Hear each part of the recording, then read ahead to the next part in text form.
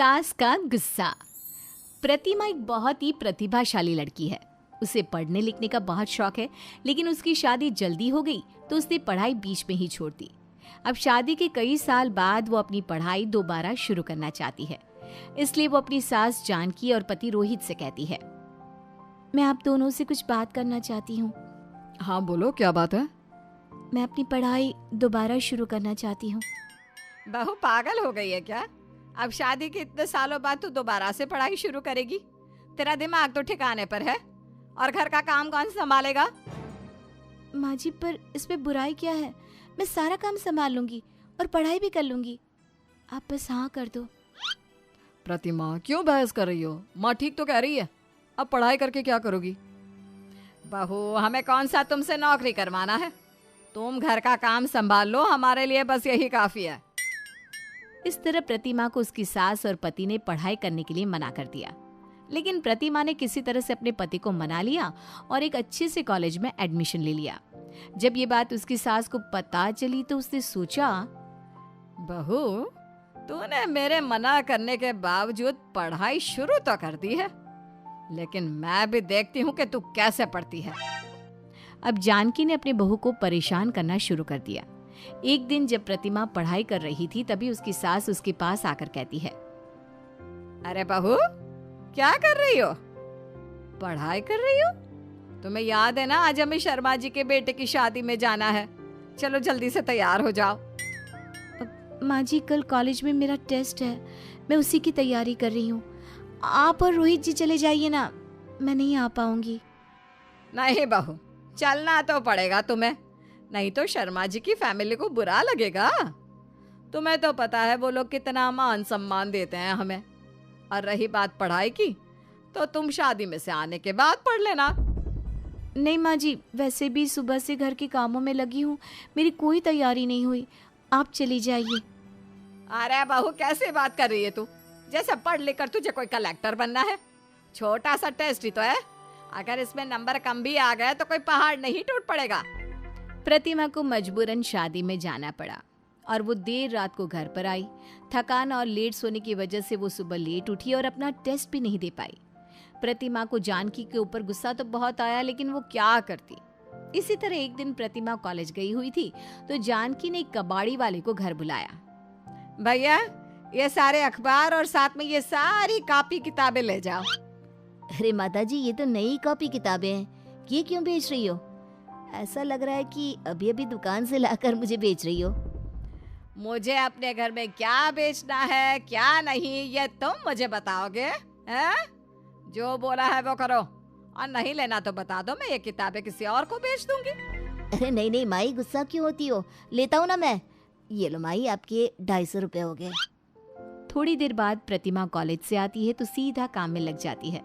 घर का काम खत्म करने के बाद वो जैसे ही पढ़ने की सोचती है, सारे घर में किताबें ढूंढती है, लेकिन उसे किताब तो क्या, घर में कोई पन्ना तक नहीं मिलता। जानकी अपनी सास से पूछती है, माँ जी, आपने क्या किया मेरी किताबों के साथ? पूरे घर में ढूंढ ली लेकिन कहीं नहीं मिल रही। अब बहू, मुझे क्या पता कहाँ गई तुम्हारी किताबें। हाँ, आज कबाड़ी वाला आया था तो उसे रद्दी बेची थी। पुराने अखबारों के साथ कुछ कबाड़ था घर का, लेकिन किताबों के बारे में मुझे कुछ नहीं पता। जानकी की बात सुनकर प्रतिमा को जरा देर नहीं लगी ये समझने में कि उसकी सास ने उसकी किताबों के साथ क्या किया है। उसे गुस्सा तो बहुत आया, लेकिन प्रतिमा को पता था कि जानकी से बहस करने से कोई फायदा नहीं, तो वो दोबारा से नई किताबें ले आई और उसे अलमारी में रखकर ताला लगा दिया। अरे प्रतिमा, तुम किताबों को ताला लगा कर क्यों रख रही हो? तुम तो ऐसे संभाल कर रख रही हो जैसे ये किताबें ना हो तुम्हारा खजाना हो। मेरे लिए ये किताबें खजाने से कम नहीं है। आपकी माँ ने मेरी किताबें रद्दी में बेच दी, इसलिए मुझे इन किताबों को ताला लगा कर रखना पड़ रहा है। तुम माँ पर बेवजह शक कर रही हो। माँ ऐसा क्यों करेगी? आप अपनी माँ को जानते नहीं हो, वो ऐसा वैसा सब कर सकती है। मैंने उनके खिलाफ जाकर पढ़ाई जो शुरू कर दी है, वो अब मुझे सबक सिखाने के लिए सारे पैंतरे आजमाएंगी। अब प्रतिमा अपनी सास को कोई मौका नहीं देती अपनी किताबों को नुकसान पहुंचाने का। ऐसे ही कई दिन बीत जाते हैं। एक दिन प्रतिमा रात को पढ़ाई कर रही थी, तभी उसकी सास के कराने की आवाज आई।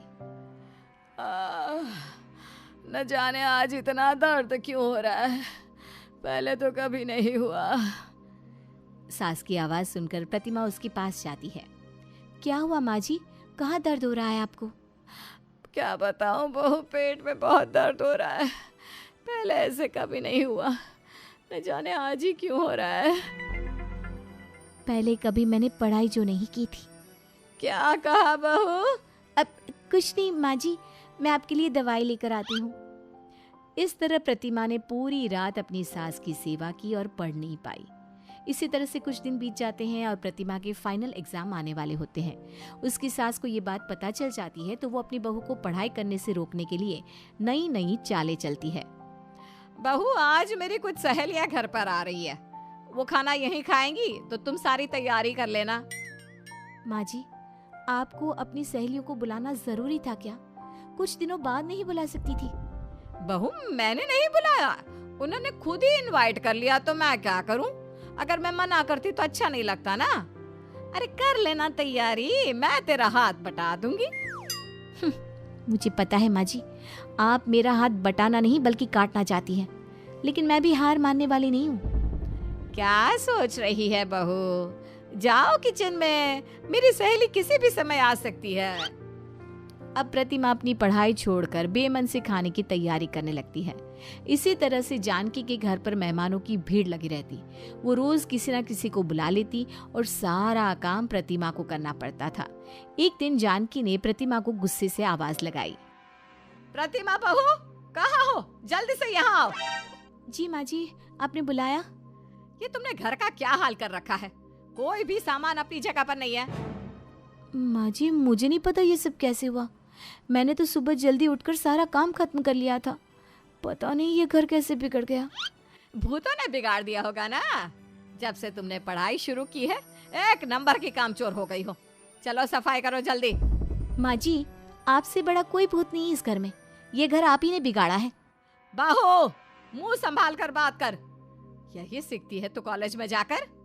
कॉलेज जाकर तो और भी बदतमीज हो गई है। इसी वजह से मैं तेरी पढ़ाई के खिलाफ थी। बेचारी प्रतिमा दोबारा घर का सारा काम करती है और उसकी एग्जाम की तैयारी ठीक से नहीं हो पाती। एक दिन प्रतिमा अपने कॉलेज से रोल नंबर लेकर आती है और अपने पति से कहती है, रोहित जी देखिए, मेरा रोल नंबर आ गया है। 2 दिन बाद ही मेरा पहला पेपर है। अब मुझे ज्यादा मेहनत करनी होगी। जानकी प्रतिमा की सारी बात सुन लेती है। अब वो सोचती है, मुझे किसी भी तरह से प्रतिमा का रोल नंबर लेना होगा, तभी मैं अपनी प्यारी बहू को एग्जाम देने से रोक पाऊंगी।